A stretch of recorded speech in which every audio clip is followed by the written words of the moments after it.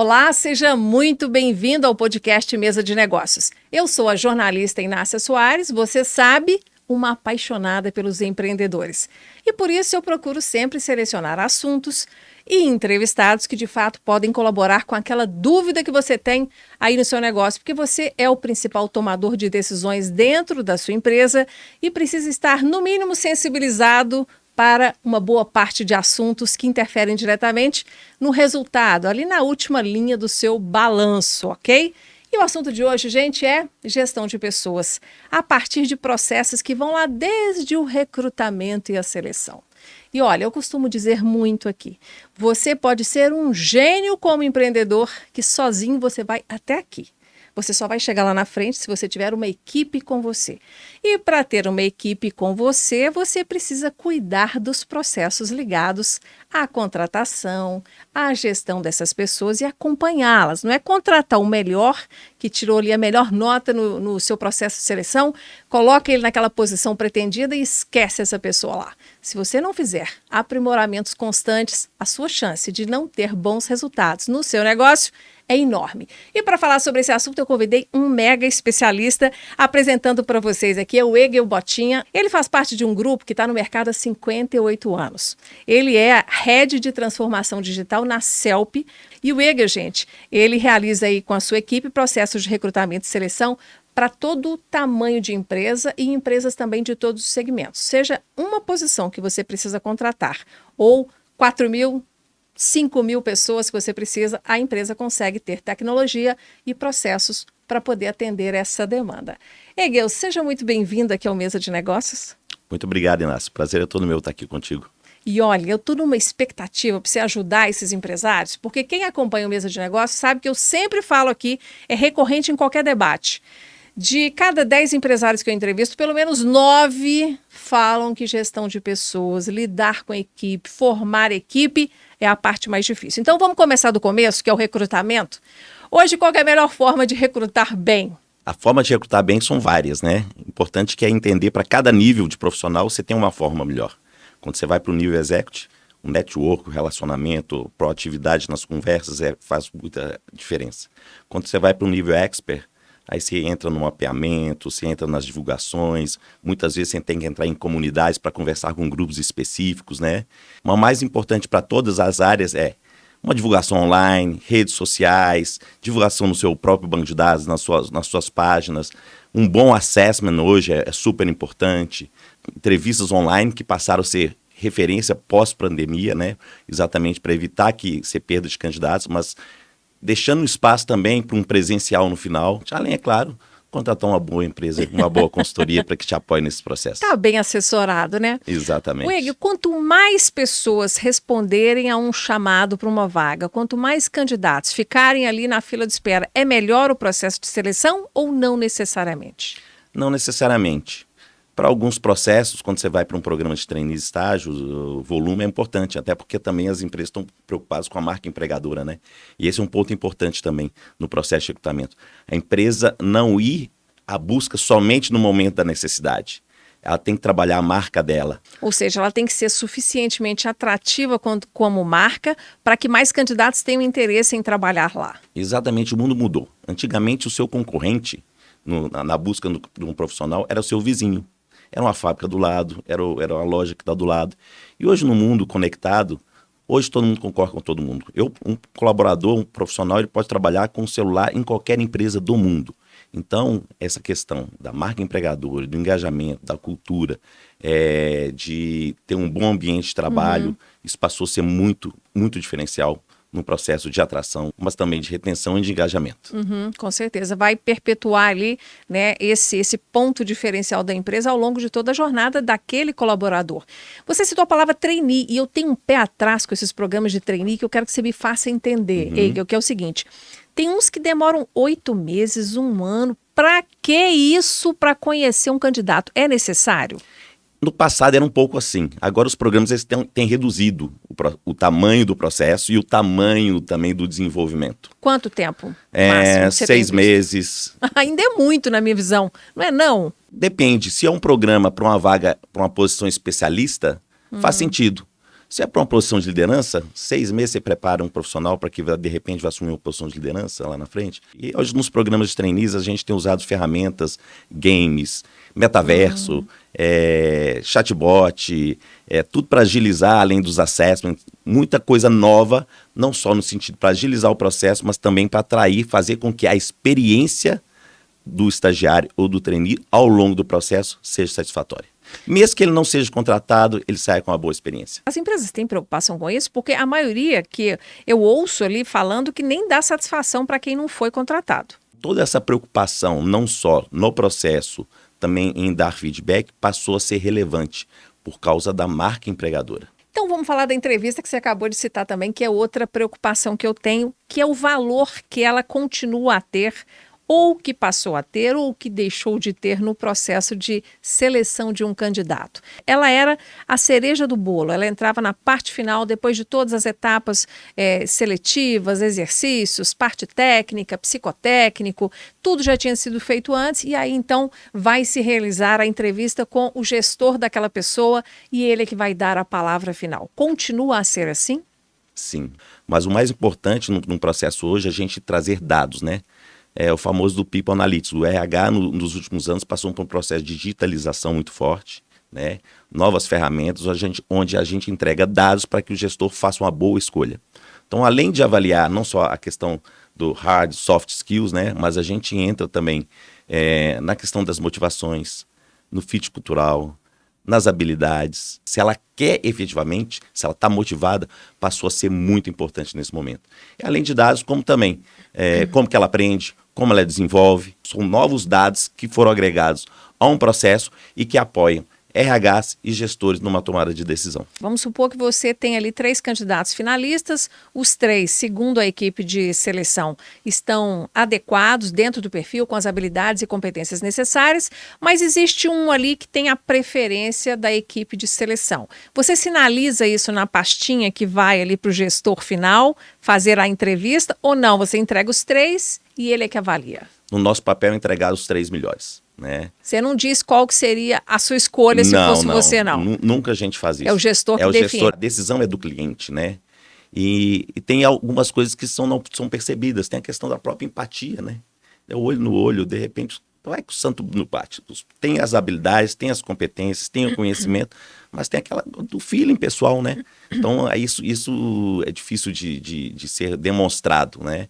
Então, são pequenos detalhes. É aquela corrida de 100 metros que é fechada por alguns milésimos de segundos, né?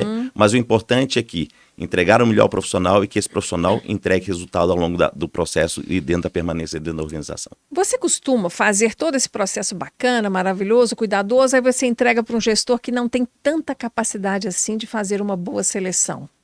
E ele erra na escolha. Você costuma ver isso? Ou nós temos gestores bem capacitados e que lidam bem com esse momento de dizer sim para esse e não para aquele? Acontece de fazer um bom processo e chega na entrevista do gestor, o gestor não consegue tirar o melhor. Ou muitas vezes não dá atenção desejada, ou muitas vezes acontece de não atender no horário, atende rapidamente ou está atrasado. Isso faz com que a entrevista não seja bem feita e muitas vezes um bom profissional é perdido. Ou muitas vezes um processo acaba demorando além do que devia e bons profissionais são perdidos exatamente porque um gestor ou um cliente deixa de entrevistar o candidato e num mercado bastante dinâmico, aquecido para algumas posições específicas, né, os talentos não ficam disponíveis muito tempo.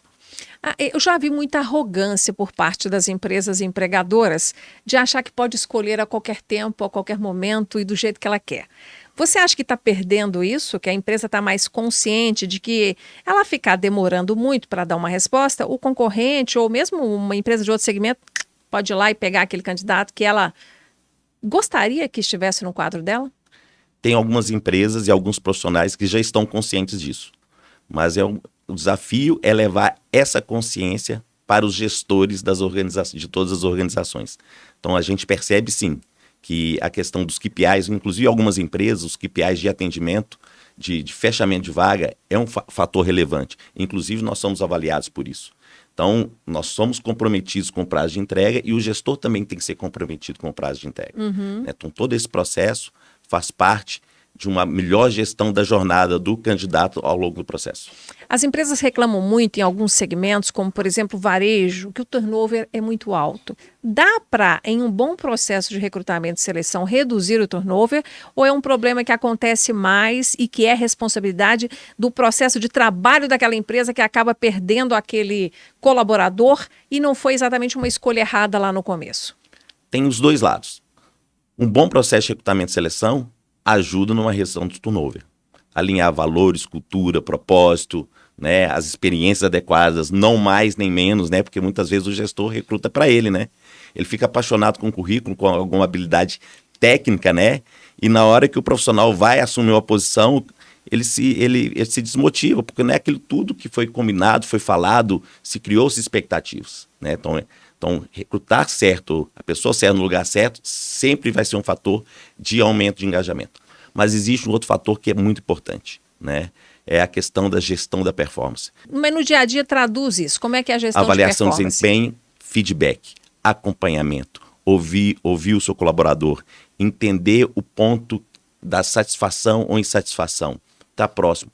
Saiu no último dado da Você RH, nesse mundo agora, pós-Covid, as pessoas voltando ao trabalho, que a conexão emocional é muito mais importante que a conexão física.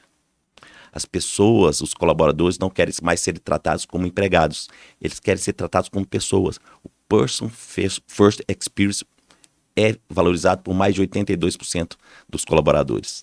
As empresas, do outro lado, tentando melhorar o benefício, o bem-estar, mas sem ainda uma visão completa disso. 82% dos colaboradores, eu gostaria de saber a mesma pesquisa aplicada aos chefes. Isso. Aí você trocou num ponto fundamental. E aí a gente tem dados relevantes disso.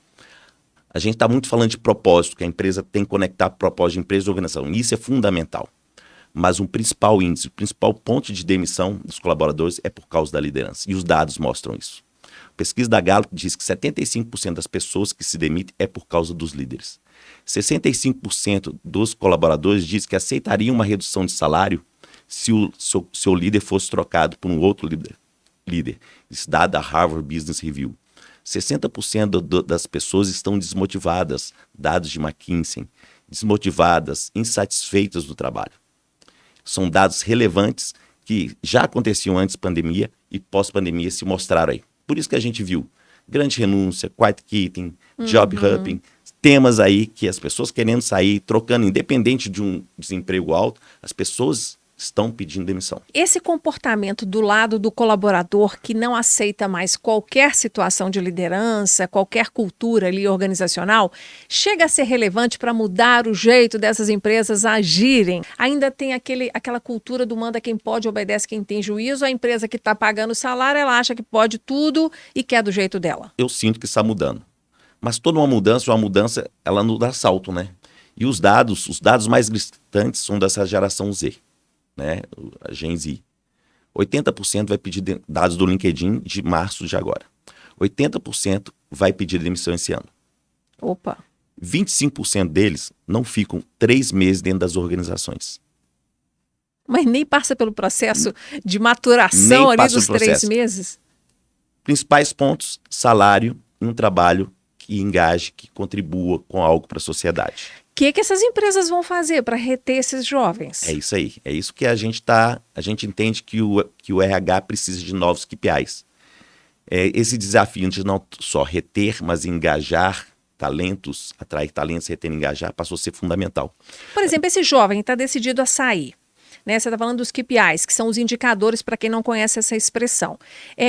O chefe atento, o líder atento, ele consegue perceber que está na iminência de perder aquela pessoa naquela posição e fazer algo a tempo de retê-la? Eu acho que um bom líder, atento ao colaborador e preocupado com o propósito, não só da empresa, mas o propósito liderar, tem esse papel e tem essa percepção. Né? Por isso que o líder tem um papel fundamental. A gente entende lá na CELP que entra um novo fator aí.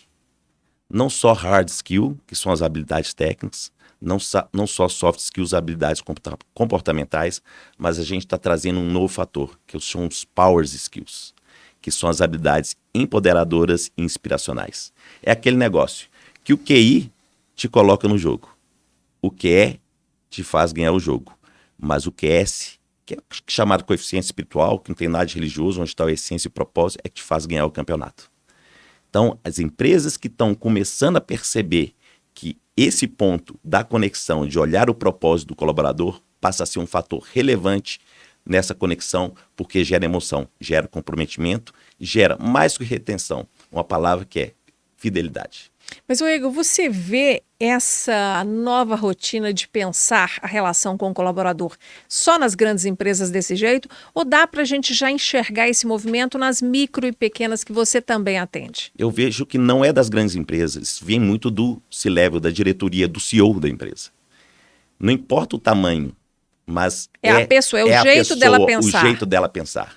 Então a gente vê ações aí, feito uma Heineken, criando uma diretoria de felicidade, né, e outras empresas também, né? Mas a gente vê essa mesma atitude de empresas pequenas e médias, onde o CEO tem essa visão e essa intenção e essa disponibilidade de olhar o outro como ser humano, como único. Mas elas ainda são minoria.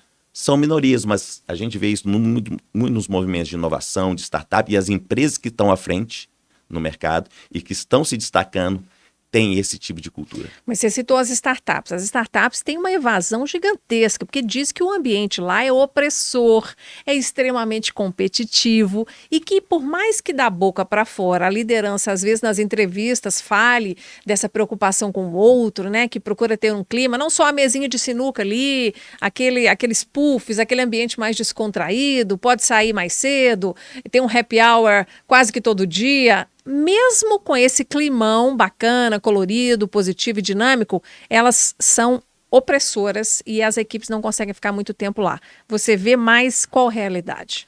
Quando eu falo startups, não necessariamente são empresas pequenas. A gente vê startups já com grandes empresas, né? São as unicórnios, são os unicórnios, né? aí enormes. E realmente existem empresas. Existem startups e startups, né?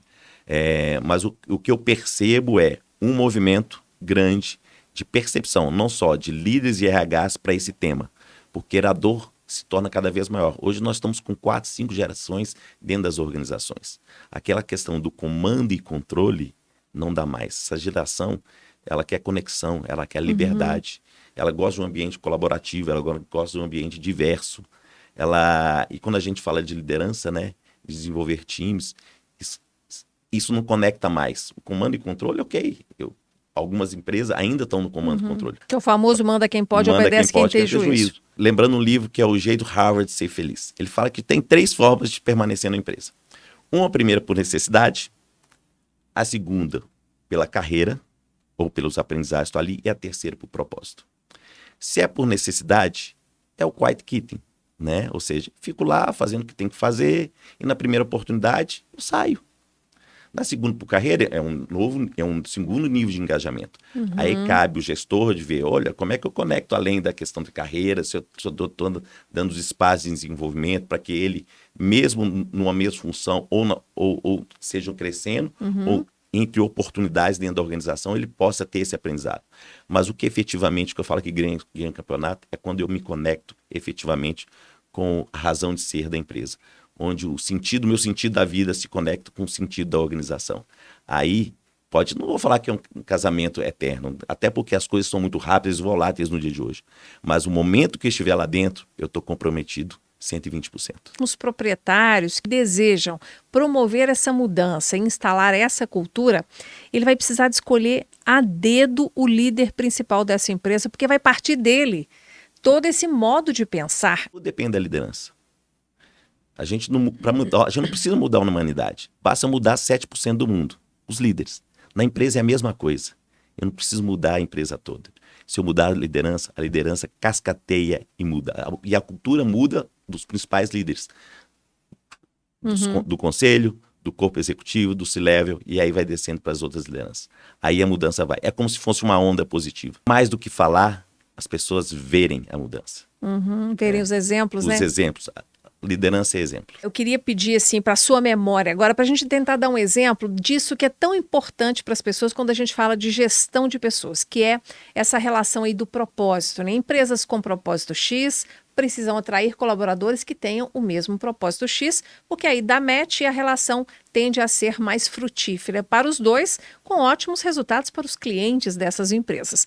Tenta dar um exemplo de um propósito que você tenha procurado encontrar aí nos colaboradores em um processo de recrutamento e seleção, uma empresa que tinha claro o seu propósito e como é que você encontrou isso nos futuros colaboradores dela. Não, o exemplo de casa, né?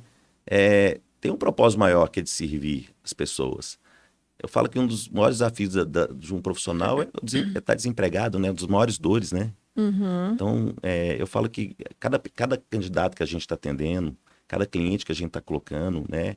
É uma alma que está sendo servida naquilo que é de mais valor para ela, né? De ter uma colocação, um emprego, né? Isso não tem preço. Você Então, traduz isso em gentileza, em paciência. Paciência, atendimento, de olhar o outro que está lá na sua frente, no momento, até em algum momento de fragilidade, né? Uhum. Você pode ser o canal para uma mudança de vida. Ao longo desses 58 anos, mais de 300, 400 mil profissionais, 2, 3 mineirões que a gente já colocou, já recrutando, selecionando, administrando mão de obra. Então, isso não tem preço. Então, as pessoas que na CELB sabem, a gente está apoiando, não é só o cliente, mas é um ser humano que está lá dentro. Que está É o cliente do seu cliente, né? Que no caso tá vai ser o colaborador. Mas tenta traduzir para mim em uma ação de recrutamento, de seleção, como é que você identifica essa pessoa que vai ter essa capacidade de ter esse olhar de carinho, de atenção, com essa pessoa mais simples que chegar num processo de seleção para atender a vaga mais humilde de um processo de seleção. Como é que você enxerga esses atributos neste candidato que virá a ser um colaborador da CELB? Essa é uma boa entrevista, você consegue ver isso. Como? Você procura que saber. tipo de pergunta? A gente procura saber, me conta um pouquinho da sua história, me conta em momentos de dificuldades, como é que você teve que lidar com essa dificuldade, momentos de onde você ganhou, onde você perdeu. É uma palavra que você conecta com aquilo que você opa, aí agora, entendi o que ela vai, eu entendi onde ela pode nos apoiar, conectou com o nosso propósito. Aí, por isso que a entrevista é tão importante. Uhum. Porque no currículo você aceita qualquer coisa, né? Os testes melhoraram muito, a gente entrega dados hoje fundamentais, tem IAs aí que a gente trabalha, a gente transforma dados de soft skills em dados físicos mesmo, em percentuais. Mas a gente precisa daquele olho no olho, aquele bate-papo, entender a história do profissional, de onde ele veio, entender suas crenças, né? Como foi a sua educação, aonde ele quer chegar, quais seus sonhos, descobrir qual que é o seu sonho, o que você veio aqui fazer nesse mundo, né? Mas muita gente sabe responder essa pergunta, porque eu acho que tem muita gente que não descobriu ainda. Não descobriu ainda. Acho que o processo de descoberta do sonho e do propósito é um processo de autoconhecimento. Tem gente que pode passar uma vida sem descobrir. Que são os frustrados, né? Que vão trocando de área, vão trocando de emprego, de ramo de atuação e não conseguem se encontrar, por exemplo? Isso. Eu falo que é o seguinte, propósito, mesmo de uma forma inconsciente, a gente sabe.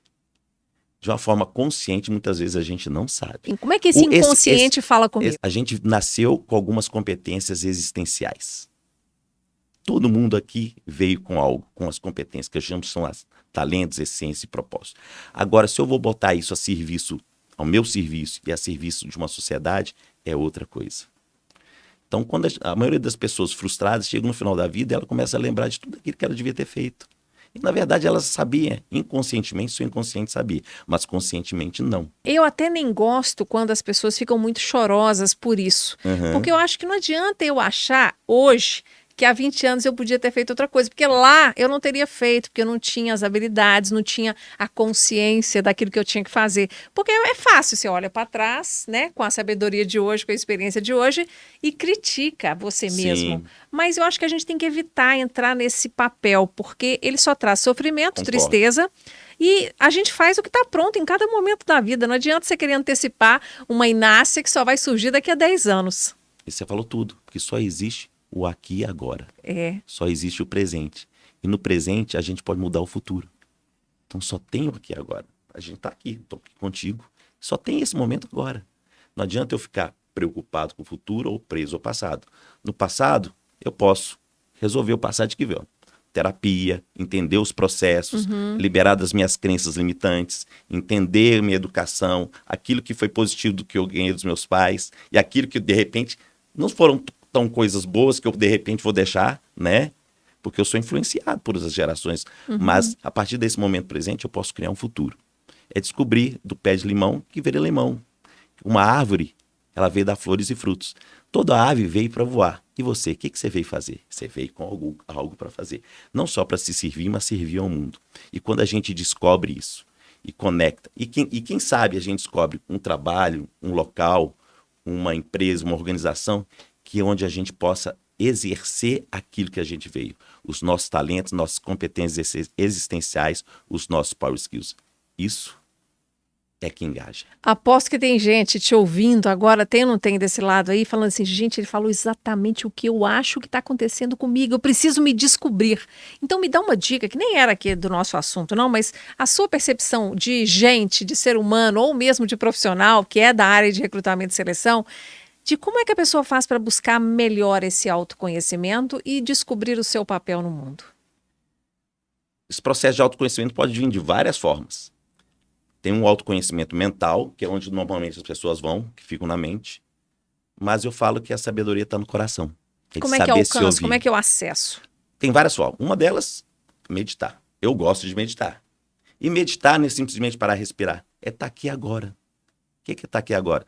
Sentir que eu estou sentado nessa cadeira, ouvindo o barulho do ar-condicionado, sentindo o tecido dessa roupa na minha pele. Eu estou vivendo no momento presente. É o que eu estou pensando, o que eu estou sentindo. Porque muitas vezes passa o dia, estou sentindo uma dor de cabeça, mas não sei quando que a dor de cabeça começou. Qual que é o pensamento, qual que é o sentimento que veio para trás e que gerou uma emoção interna. É tudo uma autopercepção. Eu falo que todo um processo de autoliderança, que é o processo de liderança é que nada mais é que é ser líder da própria vida. Ele começa de uma busca. E essa busca vem muitas vezes de uma incomodidade. Eu brinco que as pessoas, 2, 3, 4 momentos na vida, ela tem uma grande momento de comodidade. E normalmente vem com a perda, pode ser familiar, uma morte, uma quebra econômica, uma perda. Né? É difícil, às vezes, vir por consciência. São poucas as pessoas que se dão conta disso. Muitas vezes a vida nos leva a ela que empurrar. Ela empurra. Mas o problema é que muitas vezes as pessoas só ficam nesse primeiro momento, no momento da busca. É como um fogão que você liga o fogo e ele só fica mas não pega fogo, não acende. Não dá faísca. Não dá faísca. Só fica na faísca, mas não acende fogo. Então aí você tem que partir para o segundo momento. Qual que é o segundo momento? Para o autoconhecimento. E aí eu descobri que eu sou o maior desconhecido de mim mesmo. Como diria só que só sei que nada sei. E esse autoconhecimento é buscar livros, treinamentos, mentores, coaches que nos apoiam.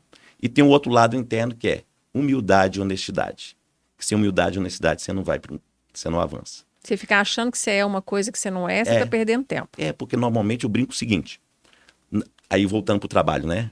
A gente usa muito as nossas máscaras. Não como máscaras que são como sendo algo ruim. Mas onde está o flow, que a gente fala muito na psicologia positiva, né? Onde a gente é na nossa essência e no nosso propósito. E quando a gente descobre isso, né? Onde eu tenho o meu talento e eu sou instigado e desafiado a usar aquilo que eu tenho dentro. E isso é com autoconhecimento. Aí eu brinco num processo de autoliderança, o terceiro passo é confrontar. Confrontar meu medo, minha raiva, minha tristeza, né? Então, se eu não confrontar os meus... Os budistas chamam isso de venenos internos. As sombras. As nossas sombras ou venenos internos, você falou muito bem. Se eu não confrontar essas minhas sombras, eu não vou para um passo seguinte, que é de me responsabilizar por mim mesmo, de assumir uma disciplina comigo mesmo. E eu brinco que o sonho no processo de liderança é só o 5º passo. Porque se eu não confrontar o meu sonho, primeiro, uma busca verdadeira, não for para um processo de autoconhecimento, não confrontar minhas sombras e não me responsabilizar, como é que eu descobri meu sonho? Meu sonho está baseado nos outros. No que esperam de mim ou no que eu acho que esperam de mim, né? O que é pior. Exatamente. E normalmente é assim que a gente faz ao longo da vida. Porque para a gente ser amado, quem são as pessoas que a gente mais ama? Pai e mãe, né? Então, eu coloco as minhas massas são criadas nos primeiros 7 anos por causa do pai e mãe, para ser reconhecido pelos meus pais e mãe. Então, eu vivo uma história que não necessariamente é minha, por melhor que tenha sido meu pai e minha mãe. Então eu falo que o sonho é o quinto passo. O sexto passo é resgatar 2 passos seguintes: amor próprio e poder pessoal, energia masculina e feminina. E a partir do momento que eu tenho coração e como se fosse um escudo e espada para avançar para a vida, eu consigo realizar um projeto de vida e realmente ser um líder. Profundo demais isso aqui. A gente enveredou aí por uma reflexão e uma filosofia que deve até estar surpreendendo você, porque eu estou aqui até mexida, assim, porque foi uma reflexão profunda que eu acho que vai ajudar muita gente a repensar alguns pontos. Vamos voltar aqui para o nosso tema principal, que o nosso tempo está acabando, e eu quero saber da Holly Connection, que é uma iniciativa, é um novo negócio do Grupo CELP e que parece, eu não entendi muito bem não, mas você traz uma revolução para esse processo aí do autoconhecimento, para ajudar os profissionais, e claro que isso vai refletir no resultado das empresas, nos times bem montados, bem engajados. O que a Holly trouxe para o mercado? A Holly vem exatamente nesse ponto, nessa dor aí de não só de atrair, de reter e engajar os talentos. A Holly traz as competências especiais, os Power Skills. Eu brinco que a Holly é um wellness tech, onde a gente criou um algoritmo proprietário que através de um chatbot, de perguntas rápidas, leves, a gente traz a pessoa por trás do colaborador. Ele é para quem? Ele é para o candidato ou é para quem já é colaborador? É para o colaborador. Ela começa no B2B, depois vai para um B2C. Mas ela hoje é um B2B, né? Com CELP usa nos processos seletivos. A gente já rodou isso com mais de 50 empresas no mercado. E o foco é apoiar gestores, líderes a fazer uma gestão com base naquilo que conecta. Mas em que momento que você usa esse chatbot? Eu falo que a Holly não é uma ferramenta de recrutamento. O objetivo da Holly, ela tem muita pegada de psicologia positiva. Porque a gente vive muito uma cultura do gap dentro das organizações. Essa cultura do gap, ela vem lá de trás, né? Imagina o Hegel, estou lá com meus 12 anos de idade, chego com a nota 10 de matemática e 3 em português. Normalmente, o que o pai fala? Ele não fala do 10 de matemática, ele vai falar dos 3 de português. E, na verdade, na cultura dos talentos, é 80% naquilo que você é bom. A falta acaba chamando mais atenção do que a abundância, né? Exato, do que a abundância. E na psicologia positiva é colocar aquilo que você é bom. Se você é bom em matemática, estuda mais matemática, que você vai brilhar na matemática e tudo que desenvolver com a matemática.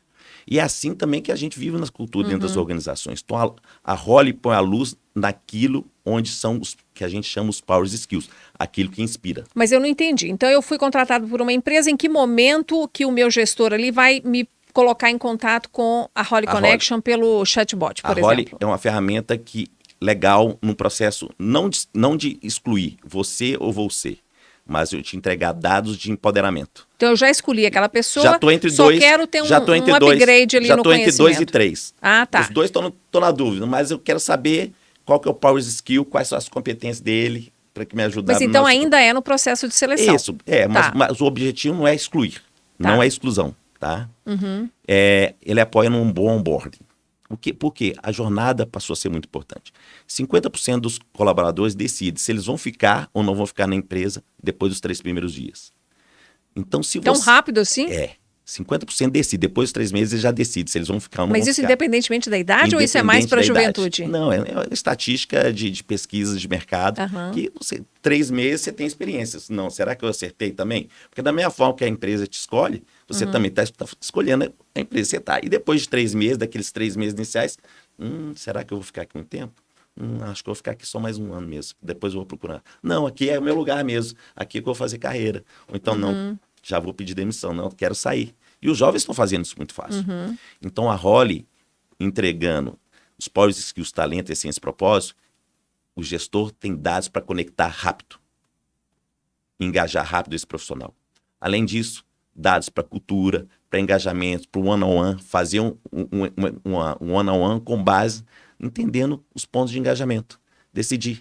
Ai, conversa está muito boa, mas a gente tem que encerrar. Hegel, mas eu tô aqui pensando aqui com a cabeça dos microempreendedores também, de quem tem equipe pequena. Será que você está pensando assim? Será que tudo isso que o Hegel Botinha está falando, será que eu, uma empresa tão pequenininha, tenho acesso a isso? Porque a gente disse no começo que você, CELP, tanto faz recrutamento de uma pessoa para uma posição ali de recepcionista, quanto preencher um time inteiro de uma indústria que vai abrir uma filial e precisa aí de contratar 500, 1.000, 2.000, 5.000 funcionários. Então, tudo isso vai para qualquer uma das vagas ou não? Tem gente com condição de pagar mais e aí ele vai ter acesso a um recrutamento mais elaborado? Tem um padrão CELP, tem um padrão do cliente, muitas vezes.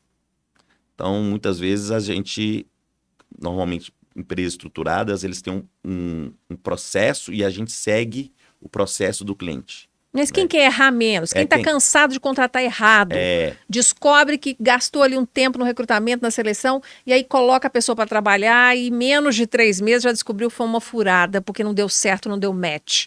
Pequenas empresas têm acesso à oportunidade de errar menos? Tem oportunidade de errar menos. Eu falo o seguinte, o custo de uma contratação errada é muitas vezes 3, 4 vezes o salário do profissional. Porque quando você tem que contratar novamente, você não tem que pensar não é só no salário da pessoa que está saindo, o aviso prévio. E o custo de reposição? O custo de um bom profissional que não está lá, se é um profissional de venda, que não está vendendo, não está entregando a meta que tá no seu plano lá, seu KPI lá. Uhum. Então, se você colocar aí, o custo de um recrutamento mal feito, ele é muito grande. Então, usar boas ferramentas, contratar boas empresas, fazer uma boa entrevista, usar os dados a seu favor, porque os dados estão aí disponíveis, e se conectar efetivamente com quem está na sua frente, isso é fundamental daqui para frente. Mas é claro que isso só vai funcionar se o gestor, o contratante, tiver clareza de quem ele quer para aquela função, né? Porque esse também é um erro dos empreendedores. Querem ocupar uma função ali, uma pessoa ali, mas ele não sabe exatamente o que ele quer daquela pessoa. Aí ele contrata errado e pede errado o que aquela pessoa tem que fazer. Não vai dar certo isso. Esse é um grande problema. Muitas vezes o gestor contrata para ele, não para a empresa. Não para aquela vaga, né? Exatamente. Ele está procurando alguém que seja, muitas das vezes, alguém igual a ele. Esquece da diversidade, né? Faz um processo pela urgência rápido e na velocidade para preencher a vaga, ele peca no processo seletivo e aí paga caro depois.